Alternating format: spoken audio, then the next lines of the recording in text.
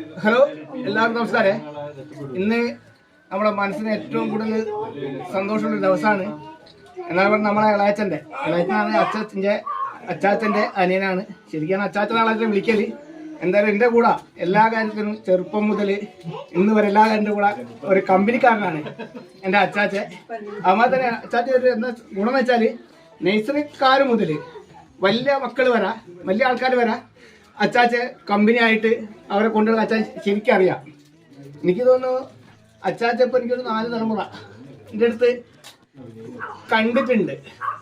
എന്തായാലും ഒരു വളരെ കണ്ടില്ലേ, 107 വയസ്സായിട്ട് കുഞ്ഞാളെ കൂടെ അങ്ങനെ ഭംഗിയായിട്ട് ഇരിക്കാനും ഭക്ഷണം കഴിക്കാനും ഒക്കെ ആക്റ്റീവാണ്.